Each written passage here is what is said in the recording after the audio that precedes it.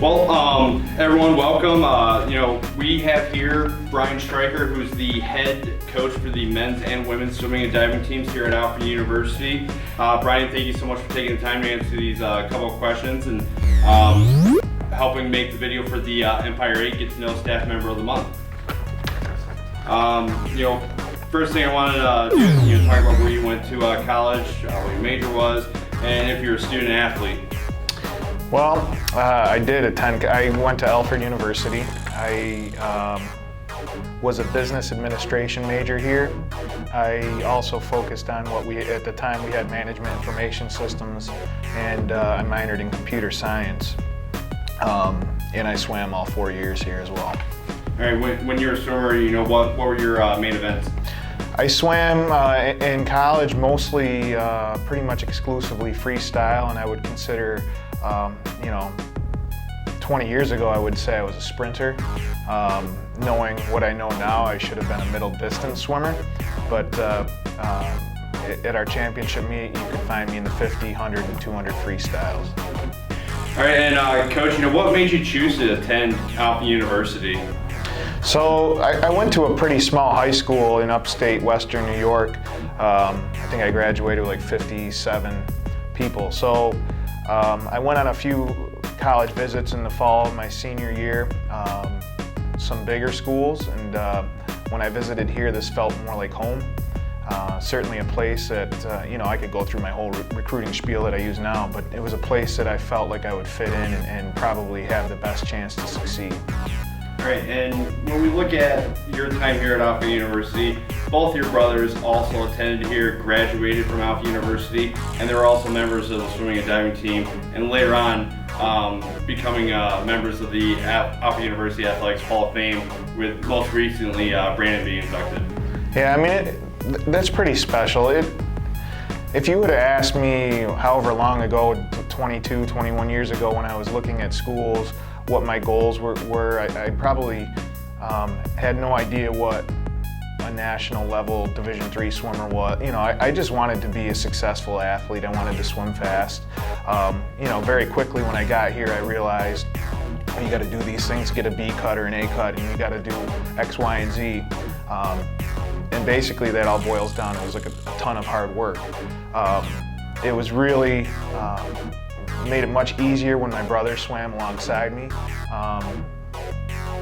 especially since he was able to do more first. So, that kind of pushed me along. It was something like that says a little bit about the school when your older siblings at a school and you see how happy someone is there, and you want to kind of go there as well. Looking back at that and as a coach, that's very reassuring to me. And then to have 8 years later, another sibling say, hey, that's a place I want to be as well, pretty awesome. So from my experience, it was, I don't think I would have been successful without my brother. That was probably the number one driving force in my career.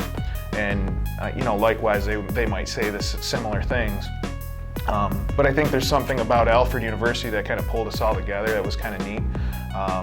And as far as the successes, that's, who knows, you could go back and forth with how we did that and what that meant to each of us. But for me,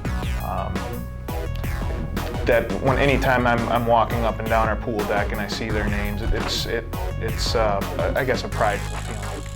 All right, and Coach, how long have you been working here at Alfred University? What was the main attraction in terms of becoming the head coach here?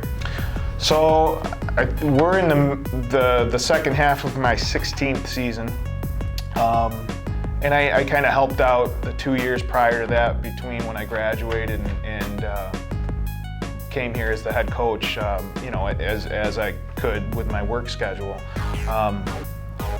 As I graduated from Alfred and found work in my career, I had a couple different jobs over the span of 2 years, and that whole time I was coaching with a club team locally in Rochester, and I found over time that's more of what I wanted to do. I wanted to coach. I wasn't happy going to work and being in a cubicle. I mean, it was a successful career. I could see myself doing those things, but I really felt at home on the pool deck. So I gradually started looking for jobs, careers that might open up, and I found some part-time things that I could balance, a professional life outside of swimming, and then a swimming career. But when this opened up in the summer of 2002, I was very excited for the opportunity. That's a life-changing decision to go from one career to a totally different one. So there was some, a little bit of thought put into, like, should I make that move? But the move to go to Alfred University was quite simple for me. To me, this is my home. Like, this is what I've known for 22 years now. But it's also a place that I knew that I could operate in comfortably. As far as from a coaching standpoint, I knew how the academics work. I knew how everything flows as far as the coach to student relationship, the professor to student relationships, and things like that. And really, I don't know that any other school would provide me that type of environment. All right, great. When you hear Alfred University, what are some of the first words that come to mind? For me, I think the number one word is and this goes back to what I talked about with my brothers having swam with me here, but I have a lot of pride and that's a word I use carefully, because sometimes pride can blind you to things that are happening around you. But I'm very proud of a lot of things that I've been able to do here, that I've been a part of. And anytime we do something successful here, I'm very proud of that. Whether it's on the pool deck in athletics or in the school as a whole. That's boiling it, making it as simple as I can. When we look at your career, whether it could be based off the academics, the athletics, or anything else, who's been the most influential person for you, and why? This is a crazy question. Like, I looked at that, and I don't know how I can answer this. Overwhelming, all-encompassing for my life. My parents are easily the role models that I've had that have best shaped what I do. But I could go back and I've had so many great swimming coaches going back to when I learned to swim. There's people that are still around working that have shaped who I am as a coach. I can think of Tim Hayes, Jack Majera, Todd Yunker. I swam for Steve Lockey for a year. The two coaches that I work closely at the club in Fairport, Marcy Callan and Mike Kennedy, have shaped who I am as a coach. I take bits and pieces from all those people.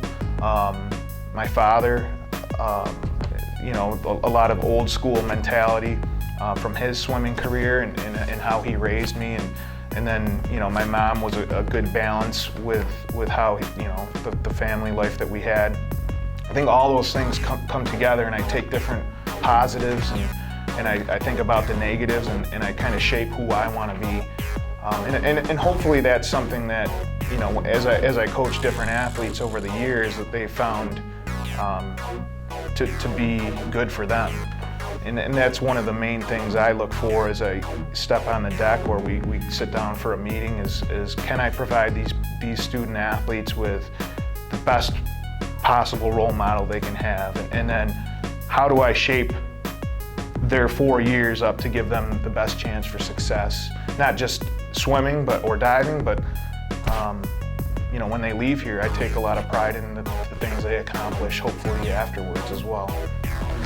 Talk about outside of coaching. What do you like to do in your spare time? So as far as getting to know who Brian Stryker is, I think I would probably disappoint a lot of people. I'm one of the kind of people you would say I try to be, I dabble, I guess, in a lot of different things, and I have a very short attention span. But over the course of the 40 years of my life, I've kind of become really good at some things. The swim season is long. Technically, it's not longer. You have your certain amount of weeks that you work with, but we span those breaks, Thanksgiving and the holiday break in December, and whatever else we work out through our schedule. But when I have free time, you could find me reading. I like to do a lot of, I wish I had more time to do woodworking. Like I said, my attention span's short, so I kind of have become, decent at a lot of different things. I do a lot of remodeling in our house. I screw around in this pool here trying to take care of this, so there's, I spend a ton of time with my kids if I can. I mean, that's very important to me. So there's no such thing as a break in my life. When I'm not here, I'm busy doing something else. All right, and when we look at bucket list, what are the top 3 things that you want? This is when I looked at this, and my wife would be like, "Yeah, that's typical Brian." But like I'm looking at like today and this year, and I don't really look past like what do I want to do when I leave this place. But I think probably most important right now, my number 1 priority is, and this may sound cheesy or something, but I want to make sure that I get my kids into adulthood as good people, and that's something that that drives everything I do, whether it's what they see me do on a college swimming pool deck or what we're talking about at home. I think the number 1 priority, number 2 or a priority that coincides with that is trying to just balance that family life with my work and professional life, which is difficult in coaching. So those are 2 things that's pretty much, like, if I can be successful in those 2 things, I'd be pretty darn happy. All right, and now we're at the final question before we get to the rapid fire questions. What is something that most people don't know about you? Most people don't know a lot about me, and you're probably like, yeah, I don't know. Yeah, I'm probably one of the quietest, most laid-back people you'll meet. Unless I'm in the last relay of a swim meet and it's come down to 1 point or something. But most other times I'm pretty laid back. If I'm telling people out in the world about me, I'm trying to learn guitar right now. I consider myself pretty talented when it comes to building things. I've always had the mindset like, if somebody else can do that, I can do that as well. So if something's broken, I try to fix it. I have multiple sclerosis, so that's something that a lot of people don't know. It's something I deal with on a daily basis. That's me. All right, and thank you for asking for responding to those questions, Coach. We're gonna get into the rapid fire questions where it's just one question right after another. You don't have to go into a lot of detail, but it's just yeah. This is probably, it's a fan favorite. It's not really a favorite of people responding to it. No, this is the worst thing you could give me. All right, Coach. Well, let's begin. First things first. Favorite food? Pizza. That's easy. Favorite band / musician? I like classic rock, and I like when my kids are singing any pop song. Favorite TV show? I am at the point where I'm anything on Netflix I can binge watch. That's what I'm into. Favorite movie? I love 80s movies. I like Chevy Chase.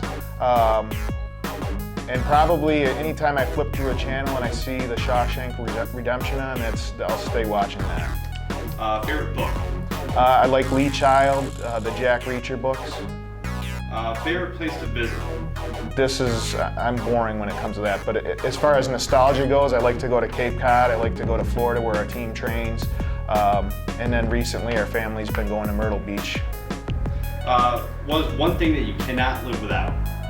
Probably a book or some sort of television viewing device. And final one, what's your biggest pet peeve? I think there's 2 probably that bug me on a daily basis. It's lame excuses and people that are disrespectful. All right, Coach, thank you so much for taking the time out of your busy schedule. Obviously, we're doing this in the middle of your season, and I know you got to meet actually today. So thank you again. And ladies and gentlemen, there you have it. The head coach of the Alfred University men's, women's swimming and diving team, Ryan Stryker. Thank you so much. Thank you.